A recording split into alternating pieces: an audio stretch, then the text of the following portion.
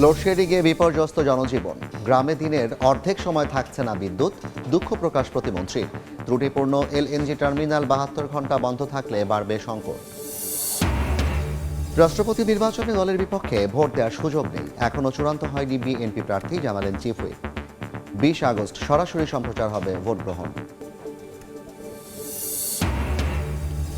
বন্ধ 3টি jute mill lease দিল সরকার, প্রধানমন্ত্রীর সঙ্গে বৈঠকে চুক্তি সই। 11,000 কর্মসংস্থানের আশা, বিনিয়োগকারীদের সব ধরনের সহযোগিতার আশ্বাস প্রধানমন্ত্রীর।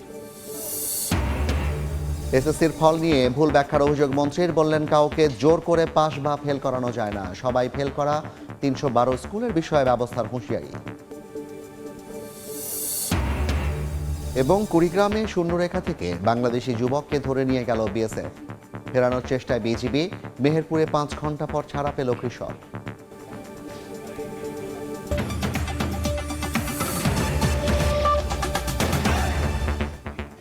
জনপদের সময়ের সঙ্গে আছি আমি জাফর সাদিক। তীব্র গরমের মধ্যে বিদ্যুৎ ঘাটতিতে সারা দেশে বেড়েছে লোডশেডিং। ঢাকায় পরিস্থিতি স্বাভাবিক থাকলেও বিভিন্ন জেলা শহর ও গ্রামে দিন রাত মিলিয়ে প্রায় অর্ধেক সময় থাকছে না বিদ্যুৎ। এতে বিপর্যস্ত হয়ে পড়েছে জনজীবন, ব্যাহত হচ্ছে ব্যবসা বাণিজ্য ও কারখানার উৎপাদন। সোমবার রেকর্ড 3,671 মেগাওয়াট লোডশেডিং হয়।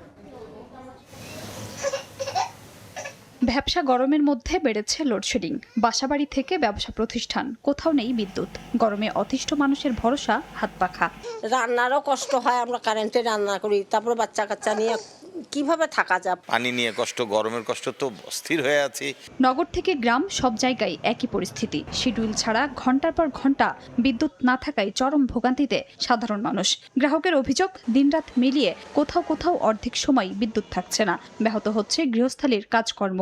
শিশু ও বয়স্কদের পাশাপাশি বিপাকে শিক্ষার্থীরাও। জীবন অতিষ্ঠ হয়ে যাচ্ছে ভাই, সকালে নাই ঘুমেও শান্তি নাই, কাজ করেও শান্তি নাই। 12 ঘন্টার মধ্যে 6 ঘন্টা কারেন্ট থাকে না, আধা ঘন্টা আসে, 3 ঘন্টা নাই। এতে আমাদের ব্যবসার ক্ষতি হচ্ছে। এক সপ্তাহ ধরে ভয়াবহ লোডশেডিং এ বিপর্যস্ত খুলনার জনজীবন। শহরে দিনরাত মিলিয়ে 8 থেকে 10 ঘন্টা, আর গ্রামে 10 থেকে 12 ঘন্টা পর্যন্ত বিদ্যুৎ থাকছে না। বিকল্প বিদ্যুতের ব্যবস্থা না থাকায় নষ্ট হচ্ছে ফ্রিজের মালামাল। ব্যবসা বাণিজ্যের অবস্থা খুব খারাপ, এখন তো আমাদের চলাই দুষ্কর হয়ে যাচ্ছে। এক সপ্তাহ ধরে কোনো কারেন্ট আমরা পাচ্ছি না, মাঝে আসে আবার চলে যায়। সারা রাত কোনো কারেন্ট থাকে না, এই আসে যায়। চট্টগ্রামে দিনে কয়েক দফা বিদ্যুৎ না থাকায় বাসাবাড়ি, দোকানপাট ও ছোট শিল্প কারখানার স্বাভাবিক কার্যক্রম ব্যাহত হচ্ছে।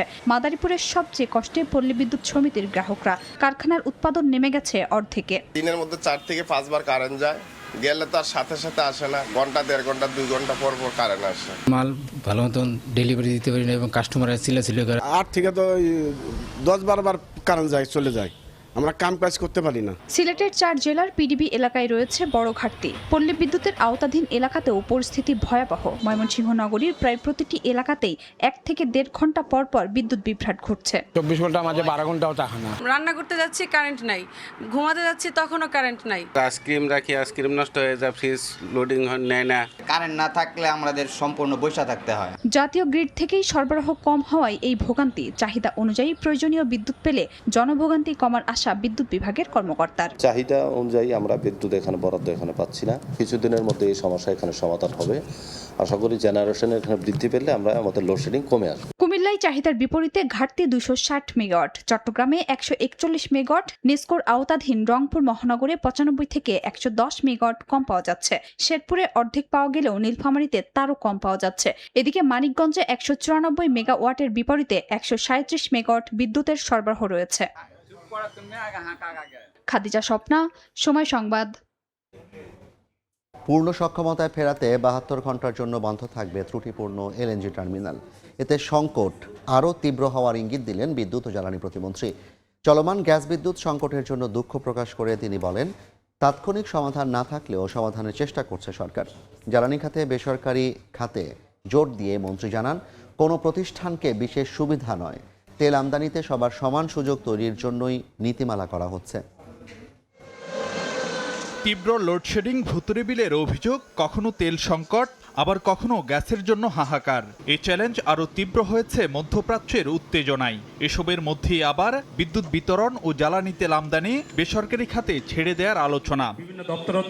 এমন পরিস্থিতিতে রাজধানীতে forum for energy reporters Bangladesh FERB-র আয়োজন জ্বালানি খাতের সংকট সম্ভাবনা ও উত্তরণের উপায় শীর্ষক সেমিনার। এতে সাম্প্রতিক গ্যাস বিদ্যুৎ পরিস্থিতি স্বীকার করে দুঃখ প্রকাশ করেন প্রতিমন্ত্রী। সময়টা আমাদের কারোর জন্য স্বস্তিকর নয়, বলতে কোনো দ্বিধা নেই। বিদ্যুতের চাহিদা এবং সরবরাহের মধ্যে একটি বড় ধরনের গ্যাপ রয়ে গেছে, একইভাবে জ্বালানিরও সরবরাহ গ্যাপ রয়েছে। এই সত্যটা কিন্তু আমরা অস্বীকার করছি না এবং করবও না।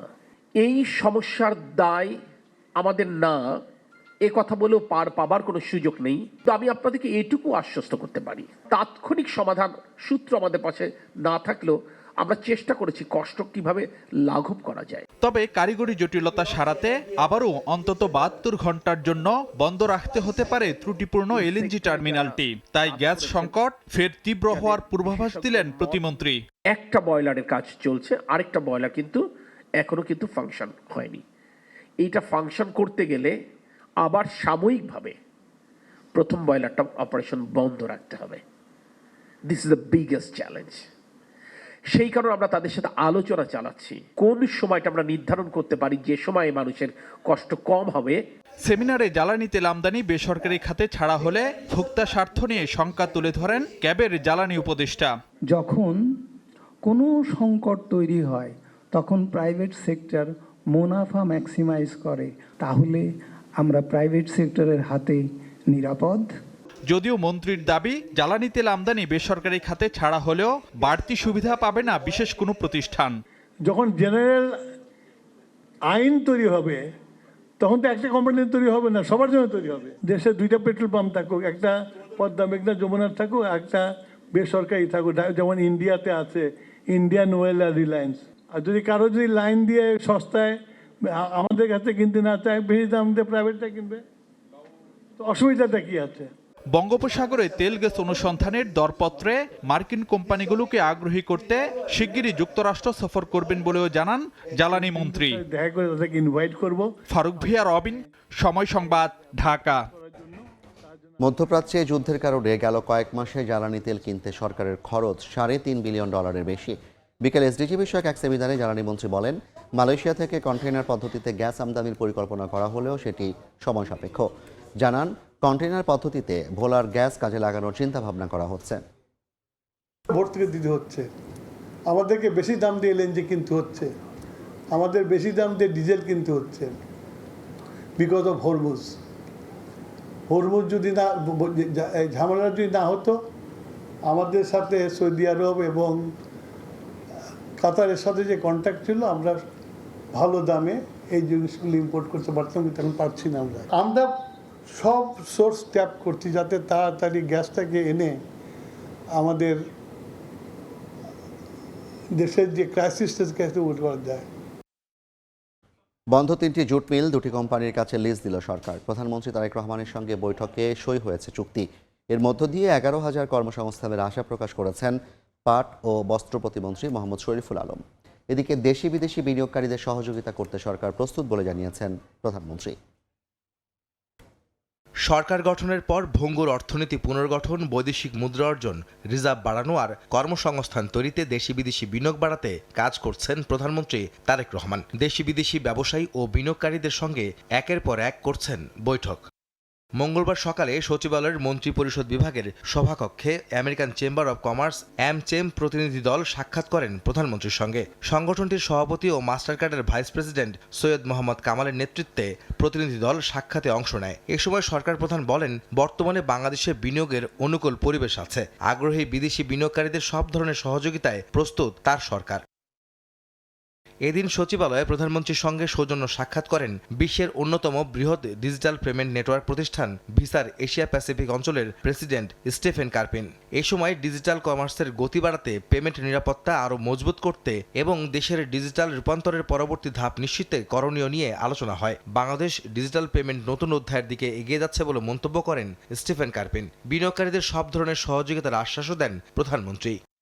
এদিকে পাট ও বস্ত্র মন্ত্রণালয়ের নিয়ন্ত্রণাধীন 3টি জুট মিল প্রাণ RFL ও হ্যামকো গ্রুপের কাছে লিজ দিয়েছে সরকার। বিকেলে সচিবালয়ে প্রধানমন্ত্রীর সঙ্গে বৈঠকে এই বিষয়ে চুক্তি সই করা হয়। বন্ধ থাকা মিল 3টি হচ্ছে খুলনার খালিশপুরের প্লাটিনাম জুবিলি জুট মিল, খুলনার দিঘলিয়ার স্টার জুট মিল এবং সিরাজগঞ্জের রায়পুরের জাতীয় জুট মিল। পরে প্রতিমন্ত্রী মোহাম্মদ শরীফুল আলম জানান, আগামী 6 মাসের মধ্যে বন্ধ হওয়া আরও কিছু কলকারখানা চালুর উদ্যোগ নিচ্ছে সরকার। প্রাণ আরএফএল গ্রুপ এবং হ্যামকো গ্রুপ এই দুইটি স্বনামধন্য শিল্প প্রতিষ্ঠানের সাথে আমরা 3টি মিলের বেসরকারি উদ্যোক্তাদের সাথে ওনাদের এই একটা লিজ চুক্তি স্বাক্ষর করেছি। বন্ধ মিলগুলো চালু করার মাননীয় প্রধানমন্ত্রীর যে উদ্যোগ ছিল, যেই কমিটমেন্ট ছিল, তার একটা শুরুটা আমরা করলাম এবং আগামী কিছুদিনের মধ্যে আরও কিছু মিলের চুক্তি স্বাক্ষর সম্পন্ন হবে। বন্ধ 3টি জুট মিলে 11,000 মানুষের কর্মসংস্থান তৈরি হবে বলে আশাবাদী পাট ও বস্ত্র প্রতিমন্ত্রী উদ্যোক্তাদের সাথে। আহমেদ সালেহীন, সময় সংবাদ, ঢাকা। রাষ্ট্রপতি নির্বাচনে দলের বিপক্ষে ভোট দেওয়ার সুযোগ নেই বলে জানিয়েছেন সরকারি দলের চিফ হুইপ।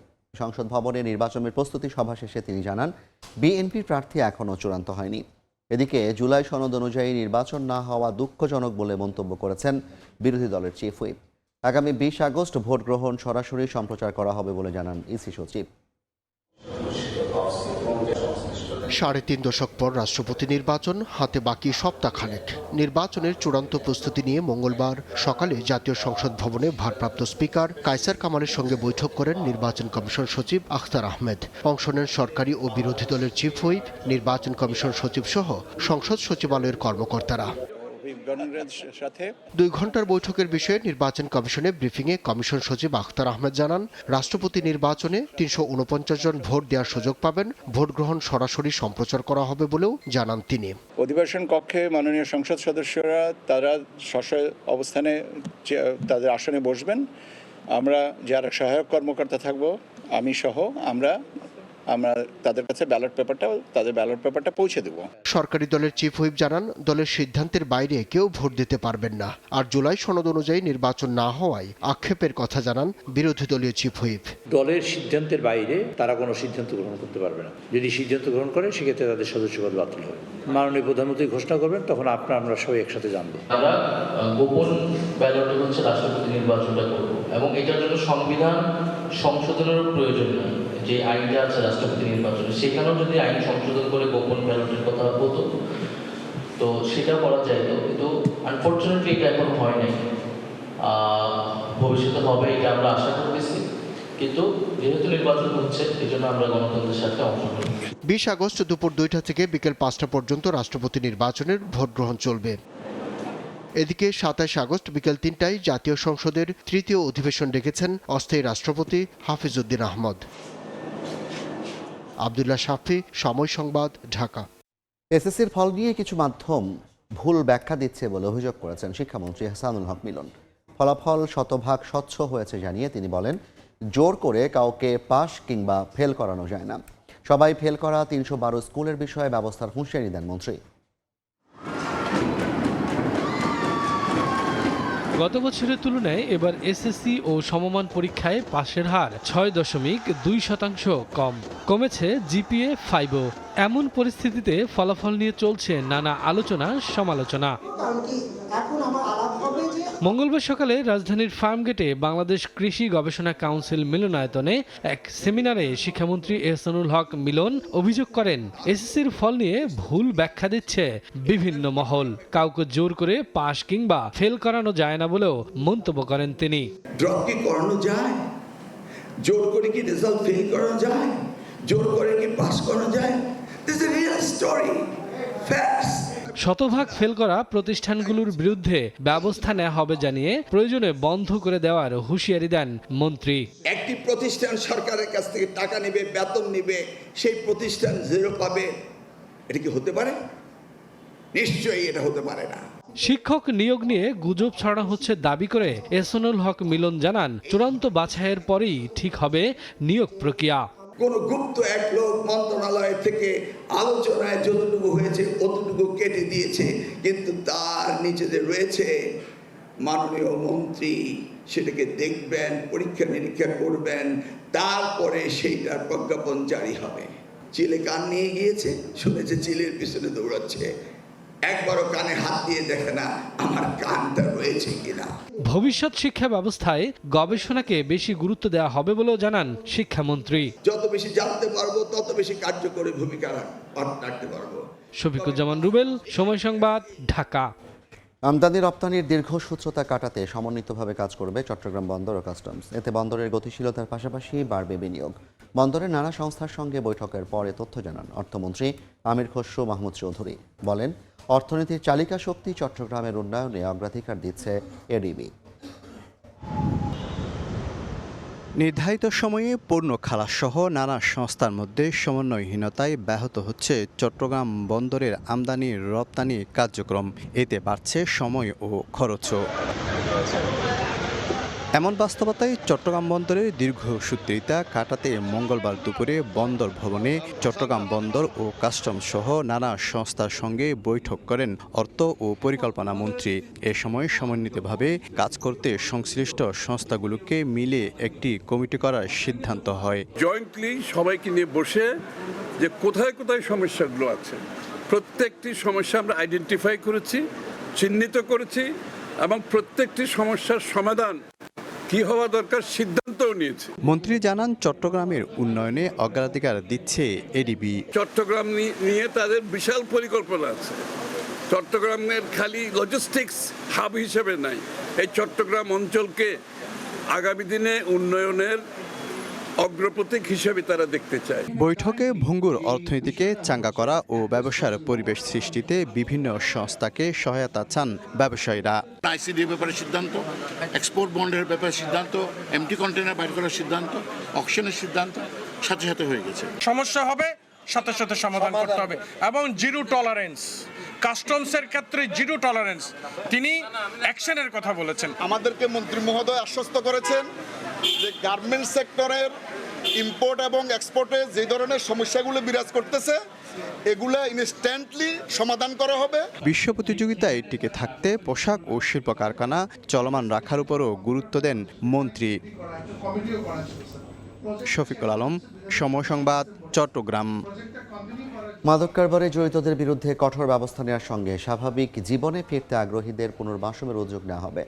বিকেলে কুমিল্লা টাউন হল মাঠে মাদক বিরোধী র্যালির আগে আয়োজিত সমাবেশে প্রধান অতিথির বক্তব্যে একথা বলেন গৃহায়ন ও গণপূর্ত মন্ত্রী জাকারিয়া তাহের। অনেক সময় মাদক কারবারিরা একে মাদক পাচারের অন্যতম রোড হিসেবে ব্যবহার করে। আমি পরিষ্কারভাবে বলতে চাই, আমাদের সরকার ও প্রশাসন এই অপরাধ চক্র ভেঙে দিতে দৃঢ় প্রতিজ্ঞ। কুমিল্লাকে কোনোভাবেই মাদকের নিরাপদ পথ বা আশ্রয় হতে দেওয়া হবে না। মাদককে সমাজ থেকে সম্পূর্ণভাবে নির্মূল করতে হলে প্রয়োজন সকল সামাজিক সম্মিলিত প্রতিরোধ। দুদকের মামলার আসামি বেবি চকের দুই প্রকৌশলী চলছে তদন্ত, অথচ পদোন্নতির ছাড়পত্র দিতে গিয়ে খোদ দুদকের নথিতেই হয়ে গেলেন মামলাহীন। চলতি বছরের মার্চে দেওয়া সেই অনাপত্তিপত্রে নেই কোনো মামলার তথ্য। মঙ্গলবার বিষয়টি প্রকাশ্যে আসতেই টনক নড়েছে দুদকের। এবার মামলা থাকার বিষয়টি উল্লেখ করে নতুন করে চিঠি দেওয়া হচ্ছে বলে জানিয়েছেন সচিব। গণ অভ্যুত্থানের পর ঢাকার শাহজালাল আন্তর্জাতিক বিমানবন্দর সহ দেশের বিমানবন্দর উন্নয়নে শত শত কোটি টাকা লুটপাটের অভিযোগ আসে দুদকে। অনুসন্ধানে নেমে 812 কোটি টাকা আত্মসাতের অভিযোগে 4টি মামলা করে কমিশন। প্রতিটি মামলায় আসামি ক্ষমতাচ্যুত প্রধানমন্ত্রী শেখ হাসিনার সামরিক উপদেষ্টা তারেক আহমেদ সিদ্দিক সহ অনেকে। পৃথক 2 মামলায় তার সঙ্গে আসামি ছিলেন নির্বাহী প্রকৌশলী আমিনুল হাসিব ও মইদুর রহমান মওদুদ, যার তদন্ত বর্তমানে মানি লন্ডারিং শাখায় চলমান রয়েছে। এমন প্রেক্ষাপটে চলতি বছরের মার্চে বেবিচক থেকে হাসিব ও মওদুদের নামে মামলা আছে কিনা দুদকের কাছে জানতে চাওয়া হলে খোদ নিজেদের করা মামলার বিষয়টি গোপন করে অনাপত্তিপত্র দেওয়া হয়। বিষয়টি জানতে চাইলে নিজেদের দায় এড়ানোর চেষ্টা করেন দুদকের সংশ্লিষ্ট কর্মকর্তারা।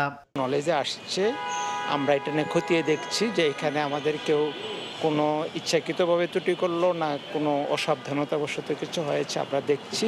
আমাদের কাছে কোনো তথ্য থাকে না, আমরা আমাদের 14টা যে 8টা যে উইং আছে, উইং এর কাছ থেকে তথ্য নিয়ে তারপর আমরা দিই। তারা যেভাবে তথ্য দিয়েছিল ওইভাবে দিয়েছি। তারা আমার যদি তারা আমি এইভাবে ট্রান্সফার করে দিই।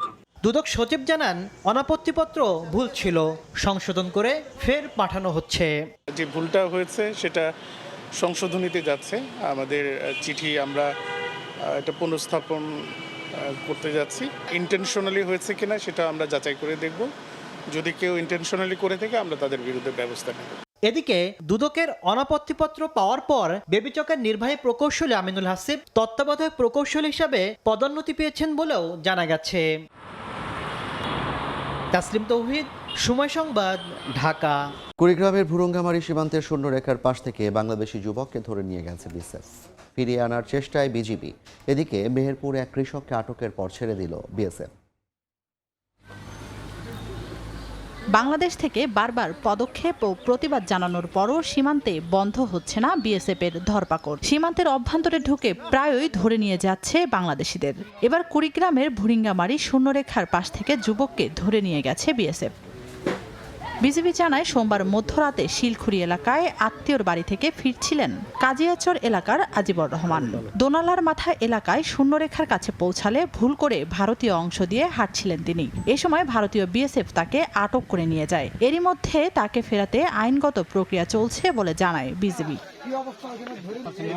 এদিকে মেহেরপুরের আব্দুল মান্নান দীর্ঘদিন ধরে সীমান্ত সংলগ্ন প্রায় 1.5 বিঘা জমিতে বিভিন্ন ফসল চাষ করে আসছেন। মঙ্গলবার সকালে ভারতীয় নাগরিকদের মালিকানাধীন লিজ নেওয়া জমির মরিচ খেতে কীটনাশক স্প্রে করতে গেলে বিএসএফ সদস্যরা তাকে ধরে নিয়ে যায়। এ খবর ছড়িয়ে পড়লে সীমান্ত এলাকায় থাকা 2 ভারতীয় কৃষককে আটক করে নিয়ে আসেন স্থানীয়রা। পরে বিজিবি ও বিএসএফ এর পতাকা বৈঠকের মাধ্যমে উভয় দেশের আটক করা 3 নাগরিককে ছেড়ে দেওয়া হয়। তানজিনা তাসনিম, সময় সংবাদ। বাগেরহাটে হাসপাতাল চত্বরে গ্যাস লিকেজ থেকে পুড়ে ছাই হলো অ্যাম্বুলেন্স। দগ্ধ চালককে জাতীয় বার্ন ইনস্টিটিউটে ভর্তি করা হয়েছে। পুড়ে গেছে 8টি মোটরসাইকেলও। দাউ দাউ করে জ্বলছে আগুন, রোগী বহন করা গাড়ি পুড়ে ছাই। মঙ্গলবার দুপুরে বাগেরহাট জেলা হাসপাতাল চত্বরে রোগী নিতে আসে একটি বেসরকারি অ্যাম্বুলেন্স। রোগী ওঠানোর আগেই গ্যাস লিকেজ থেকে হঠাৎ অ্যাম্বুলেন্সটিতে আগুন ধরে যায়। মুহূর্তের মধ্যে আগুনের তীব্রতা চারপাশে ছড়িয়ে পড়ে। এতে অ্যাম্বুলেন্সের পাশাপাশি পুড়ে যায় পার্ক করে রাখা 8টি মোটরসাইকেলও। খবর পেয়ে দ্রুত ঘটনাস্থলে পৌঁছে আগুন নিয়ন্ত্রণে আনেন ফায়ার সার্ভিসের সদস্যরা। দগ্ধ অবস্থায় উদ্ধার করা হয় অ্যাম্বুলেন্সের চালক ফরিদ হোসেনকে। এ সময় হাসপাতাল এলাকায় আতঙ্ক ছড়িয়ে পড়ে। প্রথম দেখতেছি ধোঁয়া, আর সামনে টারফাইতে ধোঁয়া, শেষে তো আমরা দূর দূরে বার করছি। আমি তো খালি শুধু আগুন আর আগুন। আমি তো সবাই কিভাবে কি নামবো, সেটা আমরা সবাই নামবো। খবর পেয়ে স্থানীয় সংসদ সদস্য ঘটনাস্থল পরিদর্শন করেন। গ্যাস সিলিন্ডার বাস্ট হয়েছে, এতে 7-8টা মানে এখানে যে মোটরসাইকেল ছিল সেগুলো পুড়ে গেছে। দগ্ধ চালককে উন্নত চিকিৎসার জন্য রাজধানীর জাতীয় বার্ন ইনস্টিটিউটে ভর্তি করা হয়েছে। সময় সংবাদ, বাগেরহাট। নারায়ণগঞ্জের সিদ্ধিরগঞ্জে আগুনে পুড়ল কেমিক্যাল কারখানার গোডাউন। বিকেলে সানারপাড় এলাকায় বার্নিশ তৈরির কারখানার গোডাউনে আগুন দেখতে পান স্থানীয়রা। মুহূর্তে পুরো স্থাপনায় ছড়িয়ে পড়ে আগুন। খবর পেয়ে ফায়ার সার্ভিসের 2টি ইউনিট ঘটনাস্থলে পৌঁছে প্রায় আধা ঘন্টার চেষ্টায় আগুন নিয়ন্ত্রণে আনে। নারায়ণগঞ্জের 2টি প্রতিষ্ঠানে অবৈধভাবে নেওয়া গ্যাস সংযোগ বিচ্ছিন্ন করা হয়েছে। জরিমানা করা হয়েছে সর্বমোট 2 লাখ টাকা। ফতুল্লার 3টি স্থানে অভিযান পরিচালনা করে জেলা প্রশাসন। তক্কার মাঠ এলাকায় এসবি ফ্যাশন নামের একটি ডাইং কারখানা ও ভুইগড় এলাকায় আল মিম নামে একটি বেকারি কারখানায় অবৈধভাবে নেওয়া গ্যাসের সংযোগ বিচ্ছিন্নের নির্দেশ দেন নির্বাহী ম্যাজিস্ট্রেট মোহাম্মদ শাহরিয়ার পারভেজ। জব্দ করা হয় অবৈধ সংযোগে ব্যবহৃত 100 ফুট পাইপ, একটি বুস্টার ও 2টি বার্নার। 2টি বাণিজ্যিক প্রতিষ্ঠানের মালিককে 2 লাখ টাকা জরিমানা করা হয়। পরে পশ্চিমপাড়া এলাকায় প্রায় 30টি বাড়ির শতাধিক অবৈধ গ্যাস সংযোগ বিচ্ছিন্ন করে তিতাস। মাগুরার 8 বছরের শিশু আসিয়া ধর্ষণ হত্যা মামলায় ডেথ রেফারেন্স ও আসামিদের আপিলের শুনানি শুরু হয়েছে। বিচারপতি ভীষ্মদেব চক্রবর্তী ও বিচারপতি KM রাশেদুজ্জামান রাজার সমন্বয়ে গঠিত হাইকোর্টের বিশেষ বেঞ্চে এ শুনানি শুরু হয়। আদালতে রাষ্ট্রপক্ষে শুনানি শুরু করেন ডেপুটি অ্যাটর্নি জেনারেল মোহাম্মদ ইমাম হোসেন তারেক। গত বছরের 17 মে মামলার প্রধান আসামি হিটু শেখকে মৃত্যুদণ্ড দেন মাগুরার নারী ও শিশু নির্যাতন দমন ট্রাইব্যুনাল। একই রায়ে অপর 3 আসামি সজীব শেখ, রাতুল শেখ ও জাহেদা বেগমকে খালাস দেওয়া হয়। 2025 সালের মার্চে বোনের শ্বশুর বাড়িতে বেড়াতে গিয়ে ধর্ষণ ও যৌন নিপীড়নের শিকার হয় শিশু আসিয়া। ঢাকা সম্মিলিত সামরিক হাসপাতালে চিকিৎসাধীন অবস্থায় 13 মার্চ মৃত্যু হয় আসিয়ার। হাসপাতাল থেকে তুলে নিয়ে প্রতিবন্ধী নারীকে ধর্ষণের অভিযোগ উঠেছে। ঝালকাঠি সদর হাসপাতালের এই ঘটনায় নিরাপত্তা নিয়ে রোগীদের মাঝে দেখা দিয়েছে দুশ্চিন্তা। ধর্ষণে জড়িত সন্দেহে 2 জনকে হেফাজতে নিয়েছে পুলিশ। হাসপাতালের গাইনি ওয়ার্ড থেকে তুলে নিয়ে বৃদ্ধাকে ধর্ষণ, চিকিৎসা কেন্দ্রে নিরাপত্তা নিয়ে সংশয়ে রোগীরা। ভুক্তভোগী প্রতিবন্ধী ওই নারী জানান, সোমবার রাতে ঝালকাঠির সদর হাসপাতালের গাইনি ওয়ার্ডে চিকিৎসা নিতে আসেন তিনি। রাতে দুজন লোক চা নাস্তা খাওয়ার কথা বলে বাইরে নিয়ে যায়, পরে নির্জন স্থানে নিয়ে তাকে ধর্ষণ করে। এরপর নির্যাতিতাকে অসুস্থ অবস্থায় হাসপাতালে রেখে পালিয়ে যায় অভিযুক্তরা। রাত 3টার সময় ঢোকছে পর কইছি যে আমার হয় কি, কইছে আমার চাষি কইয়া মাতারি রে লই গেছে, ওনলা বিছিনে আনলে উঠে ওনলা গায়ে দিয়ে দিয়েছে, পার স্যান্ডেল পায়ে দিয়ে ধরে লই গেছে। হাসপাতাল কর্তৃপক্ষ জানায়, বর্তমানে শঙ্কামুক্ত ওই নারী। বিষয়টি পুলিশকে অবহিত করা হয়। প্রশাসনকে সর্বোচ্চ যাতে এই বিষয়ে দেখার জন্য যে যারা এর সাথে জড়িত তাদেরকে দ্রুততার সাথে আইনের আওতায় আনা। আমাদের হাসপাতালে কোন স্টাফ বা কর্মচারীর জন্য গাফিলতি যে এর মধ্যে বের হয়, আমরা প্রয়োজনীয় সর্বোচ্চ আপনার বিধিমত ব্যবস্থা আমরা নিব। পুলিশ জানিয়েছে, ঘটনা জড়িত সন্দেহে দুইজনকে জিজ্ঞাসাবাদের জন্য থানায় আনা হয়েছে। তার দেওয়া তথ্য অনুযায়ী ইতিমধ্যে আমরা সাসপেক্টকে গ্রেফতার করেছি। তার নাম বিল্লাল, এবং সে জানিয়েছে যে তার সাথে আরেকজন ছিল। তাকে গ্রেফতার করার জন্য পুলিশের কার্যক্রম অব্যাহত আছে। স্বামীহারা ওই নারী 15 বছর ধরে ভিক্ষাবৃত্তি করছেন। সময় সংবাদ, ঝালকাঠি। একসঙ্গে 25 কোটি বৃক্ষরোপণের কথা বর্তমান সরকারের আগে অন্য কোনো সরকার বলেনি বলে মন্তব্য করেছেন অর্থ ও পরিকল্পনা মন্ত্রী আমির খসরু মাহমুদ চৌধুরী। চট্টগ্রাম নগরীর লালদিঘি ময়দানে উত্তর বন বিভাগ আয়োজিত 15 দিনব্যাপী বৃক্ষরোপণ অভিযান ও মেলার উদ্বোধনী অনুষ্ঠানে একথা বলেন মন্ত্রী। একই আয়োজনে ভূমি ও পার্বত্য চট্টগ্রাম বিষয়ক প্রতিমন্ত্রী মীর মোহাম্মদ হেলাল উদ্দিন বলেন, দেশ বাঁচাতে হলে রক্ষা করতে হবে পরিবেশ। একসাথে 25 কোটি গাছ লাগানোর কথা কেউ বলে না, কোনো সরকার, কোনো প্রধানমন্ত্রী বলে না। অনেকের কাছে যখন আমি বিদেশিদের বলি 250 মিলিয়ন গাছ লাগাবো, আমার দিকে তাকাই। আজকে যিনি প্রধানমন্ত্রী, উনি যখন একটা কথা বলেন, উনি কিন্তু সেটা বাস্তবায়ন শেষ না হওয়া পর্যন্ত ওটাকে উনি ছাড়বেন। সরকারি প্রতিষ্ঠান হোক, স্কুল কলেজ হোক, বিভিন্ন সমাজসেবামূলক প্রতিষ্ঠান হোক, আমরা যেন নিজ উদ্যোগেই বৃক্ষরোপণটাকে একটি দায়িত্ব হিসেবে নিয়ে আমরা যেন সেটি পালন করি, এবং দেশের পরিবেশ এবং দেশের প্রাকৃতিক ভারসাম্য রক্ষার্থে আমরা যেন আরো সচেতন হই। নিষেধাজ্ঞা কাটিয়ে কাপ্তাই হ্রদে ফের শুরু হয়েছে মৎস্য আহরণ। এতে কর্মচঞ্চল হয়ে উঠেছে পুরো ফিশারি ঘাট। এবছরও মাছ অবতরণের রেকর্ড করার প্রত্যাশা বিএফডিসির। 105 দিনের নিষেধাজ্ঞা কাটিয়ে চেনা রূপে ফিরেছে কাপ্তাই হ্রদ। 725 বর্গ কিলোমিটারের হ্রদের বুক জুড়ে বসেছে জেলে, জাল ও নৌকার মেলা। ভোর হতেই আহরণকৃত মাছ বোটে করে নিয়ে আসা হচ্ছে জেলার সর্ববৃহৎ অবতরণ কেন্দ্র ফিশারি ঘাটে। মুখর হয়ে উঠেছে পল্টন। ফিশারি ঘাটে আসা মাছ ট্রাকযোগে চলে যাচ্ছে রাজধানী সহ বিভিন্ন জেলায়। প্রথম দিনে অবতরণকৃত মাছের মধ্যে চাপিলার পরিমাণ ছিল বেশি। ফিশারি যদি বন্ধ থাকে তাহলে আমাদের একটু চলতে কষ্ট হয়। ফিশারি খুলছে এখন, মোটামুটি আল্লাহ দিলে এখন ভালো চলবো। পরিবার নিয়ে কষ্ট হয়েছে চলতে, এখন খুলছে আলহামদুলিল্লাহ, এখন পরিবার নিয়ে ভালো চলতে পারবো। ঘাটে অবতরণ করা মাছের পরিমাণে খুশি হলেও আকার নিয়ে কিছুটা হতাশ ব্যবসায়ীরা। তবে ব্যবসা ভালো হওয়ার প্রত্যাশা তাদের। মাছের সাইজ ছোট, জাতীয় মাছ বলতে আইর মাছ বা বোয়াল, চিতল, এডি, কাতাল, এডি এখনো আসে নাই। ভালো পর্যাপ্ত পরিমাণে মাছ হয়েছে, সকালবেলা দেখা যায় যে ইনশাআল্লাহ বাকিটা আল্লাহর উপরে, মাছ ভালো হইতে পারে। চলতি বছরও মাছ অবতরণ ও রাজস্ব আদায়ে রেকর্ড করার প্রত্যাশা বিএফডিসি কর্তৃপক্ষের। যে পরিমাণ মাছ আসতেছে, যদি আমরা আশাবাদী যে গত বছরও আমরা যে পরিমাণ মাছ পেয়েছি, এবারও আমরা হয়তো সেই পরিমাণ মাছ আমরা পাবো। বিএফডিসির তথ্য মতে গেল বছর জেলার 4টি অবতরণ কেন্দ্রে প্রথম দিনে 125 মেট্রিক টন মাছ অবতরণ হয়। পুরো বছরে যার পরিমাণ ছিল 10,000 মেট্রিক টন। রাজস্ব আদায় হয় 22 কোটি 60 লাখ টাকা। সময় সংবাদ, রাঙামাটি।